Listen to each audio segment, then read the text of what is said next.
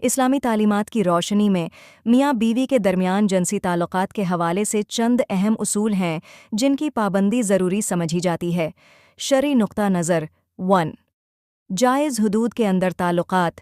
شریعت میں میاں بیوی کو ایک دوسرے سے جنسی لذت حاصل کرنے کی اجازت ہے، سوائے حرام راستوں جیسے حیض کے دوران مباشرت یا شرمگاہ کے پچھلے راستے سے۔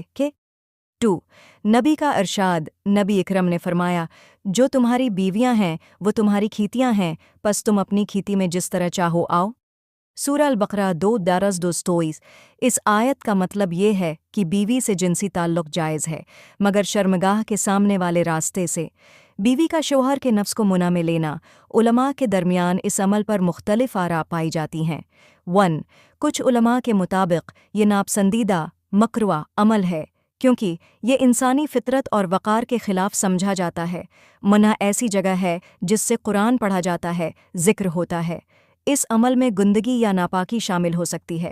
2 کچھ علماء کے مطابق اگر دونوں میاں بیوی کی رضامندی سے ہو اور کوئی ناپاک مادہ منع میں جانے سے بچا لیا جائے تو یہ شرعاً حرام نہیں ہے، مگر احتیاط بہتر ہے۔ 3 حرام کب ہوگا؟ اگر منی یا مزی کو نگلا جائے تو یہ حرام ہوگا کیونکہ یہ ناپاک ہے۔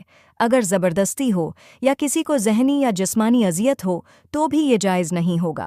خلاصہ، شوہر کا نفس بیوی کے منع میں لینا شرعی طور پر قطعی حرام نہیں، لیکن ناپسندیدہ، مکروہ ضرور سمجھا گیا ہے۔ اس عمل سے اجتناب بہتر ہے، خاص طور پر پاکی و طہارت اور احترام انسانی جسم کے اصولوں کو مدنظر رکھتے ہوئے۔ اگر کیا بھی جائے تو صفائی، رضامندی اور ناپاک مادہ سے بچاؤ ضروری ہے۔